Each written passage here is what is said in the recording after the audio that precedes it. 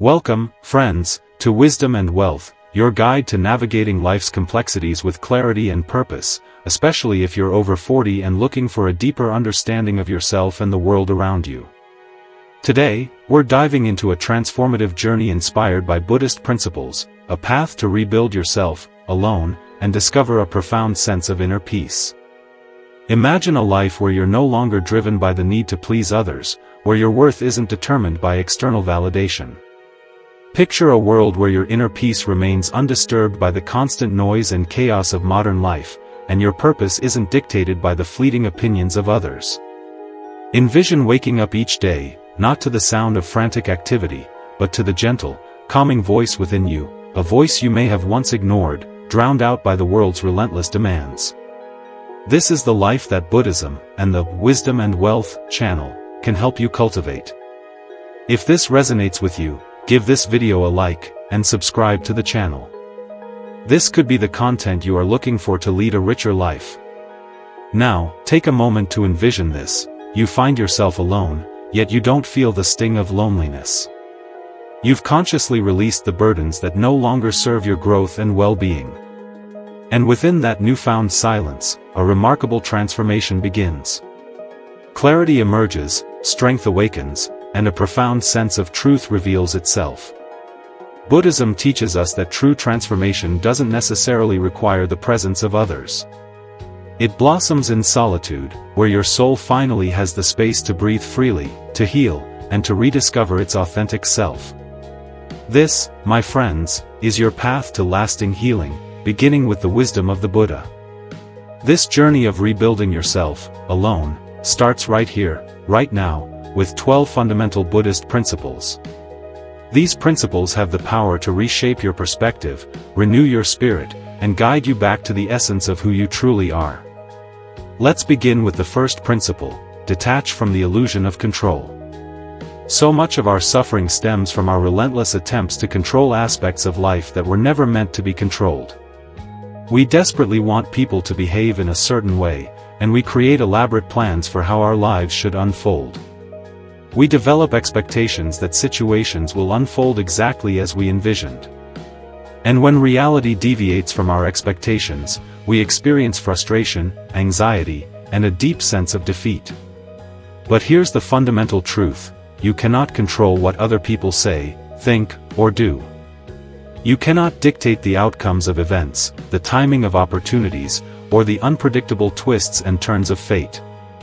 Life, by its very nature, is inherently unpredictable.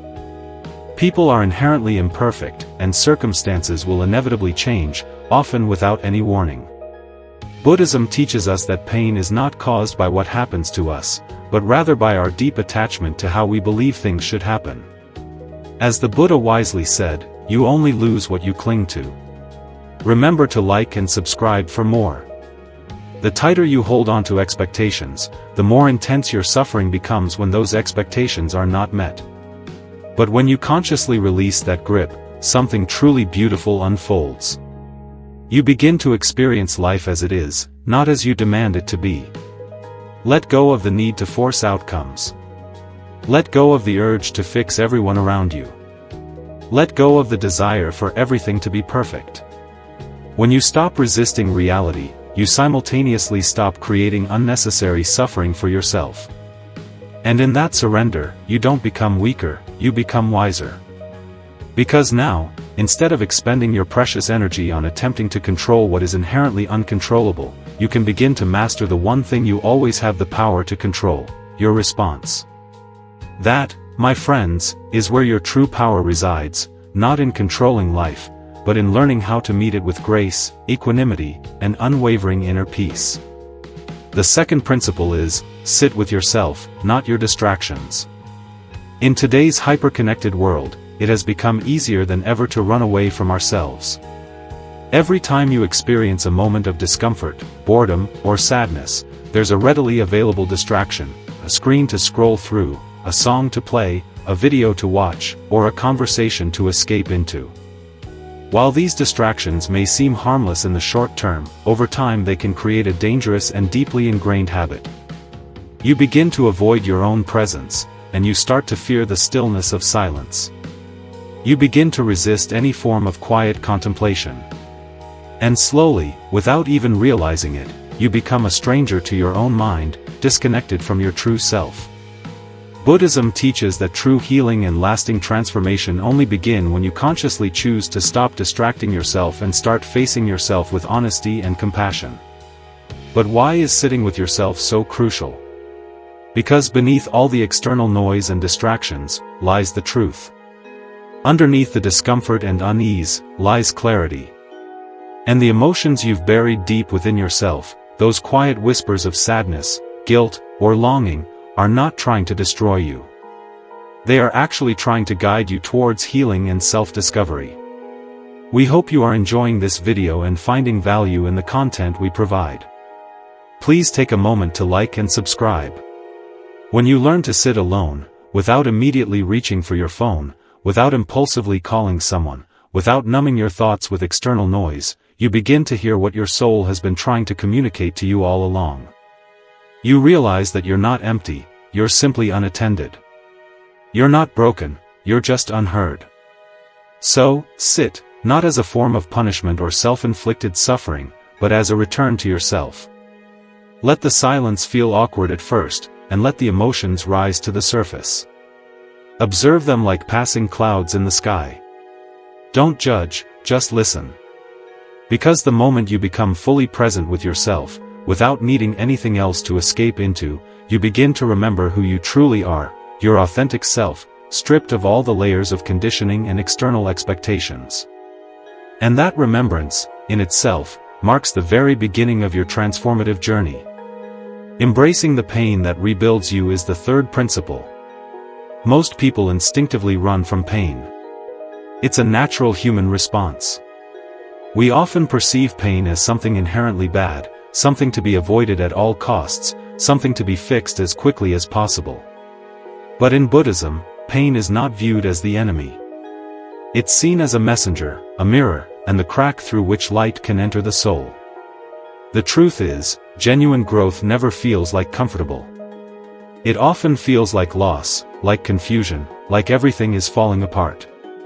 But just like a seed must break open before it can grow into a mighty tree, you must allow certain parts of yourself to break, so that you can rise into someone greater, someone wiser, and someone more aligned with your true purpose. Pain is not here to punish you, it's here to reshape you, to mold you into a stronger, more resilient version of yourself. Now, the video has reached the halfway point. Please remember to like and subscribe. This video is made for you, so the views encourage us to continue. When you choose to sit with your suffering, instead of numbing it or escaping from it, you begin to understand its inherent wisdom. That heartbreak you experienced showed you what you truly value in relationships. That failure you encountered taught you a resilience you never knew you possessed. That period of profound silence brought you face to face with the parts of yourself that needed healing and attention. You simply cannot rebuild yourself if you're constantly hiding from what hurts. And here's the crucial shift in perspective. Instead of asking, "Why is this happening to me?" ask, "What is this trying to teach me?" This simple change in mindset transforms pain into a source of power and growth. The most peaceful and grounded individuals you'll ever meet are not those who have never suffered. They are the ones who have looked their pain directly in the eye, accepted it with grace and courage, and allowed it to transform them into who they are today. So, don't rush to escape from what hurts. Let it burn away the old version of you, the one that was too afraid, too dependent on others, too lost in the world's expectations.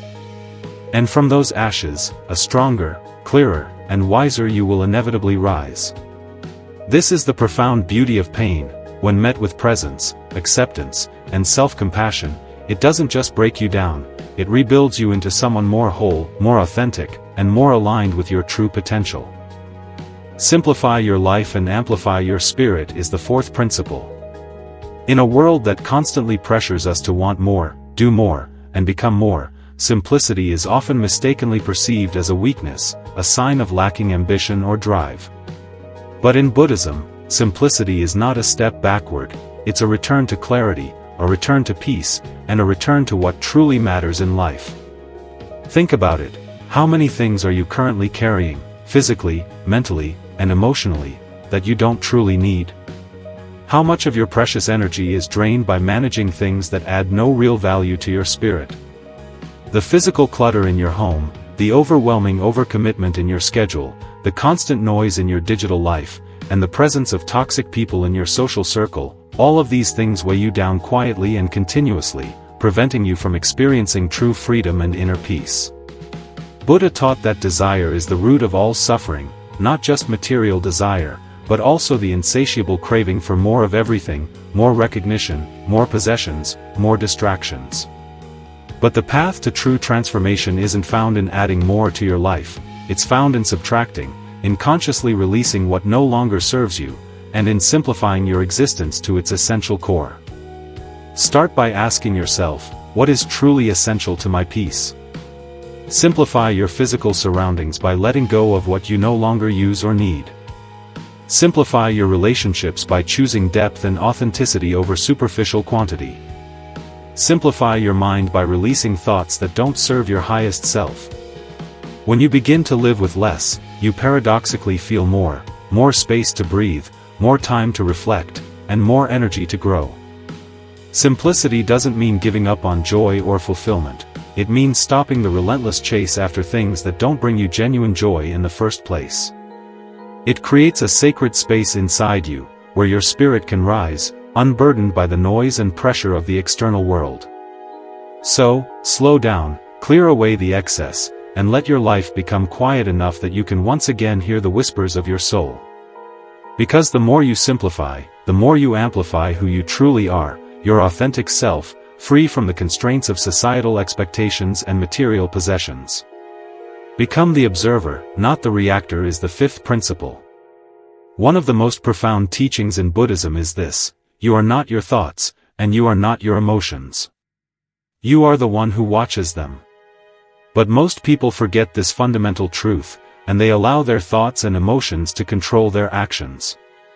Something triggers them, a rude comment, a moment of fear, a painful memory, and they react without thinking, without any conscious awareness. Anger takes over, anxiety floods the mind, sadness pulls them down, and before they know it, they're doing or saying things that only create more suffering for themselves and others. Buddhism teaches a different path, a path of awareness, a path of stillness, and a path of conscious choice. Instead of being pulled around by your emotions like a puppet on a string, learn to observe them with detachment and equanimity. Like clouds drifting across the vast expanse of the sky, emotions come and go. You don't have to chase them, and you don't have to become them. You simply watch, you breathe, and you stay still.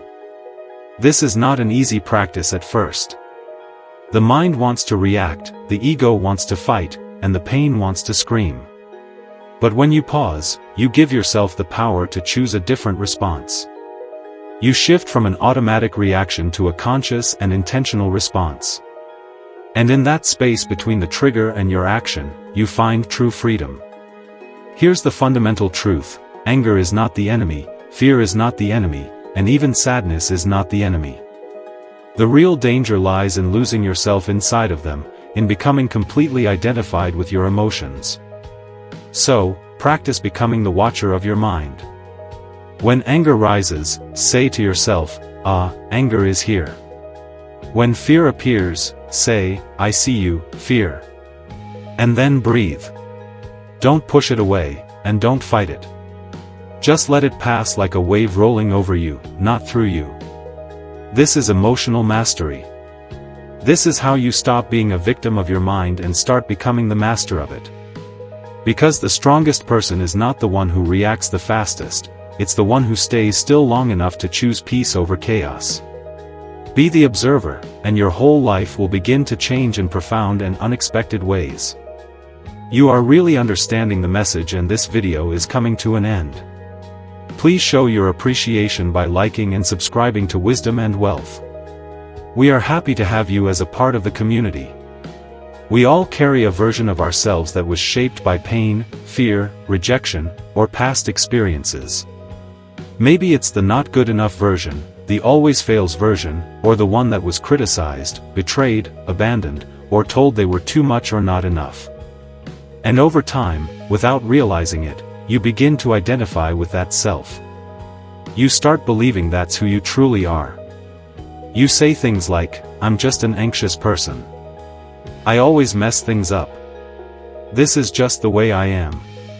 But Buddhism teaches something incredibly powerful: there is no fixed self. The self you believe you are is not permanent, immutable, or set in stone. It can change, it can evolve, and it can be rebuilt. Yet, in order to become someone new, you have to be willing to let go of the version of you that no longer serves your highest good, let go of the self that doubts your abilities, let go of the self that shrinks to fit in, and let go of the self that keeps reliving the same story of pain and suffering. You don't need to hate that version of you. It was simply doing its best with what it knew at the time. It helped you survive, but now you're ready to grow, to thrive, and to step into your full potential. And growth means releasing the identity that was built on wounds and stepping into one built on wisdom, self-compassion, and unwavering self-belief. This transformation doesn't happen all at once. It happens when you choose, moment by moment, to act like the person you want to become, not the one you've been conditioned to be.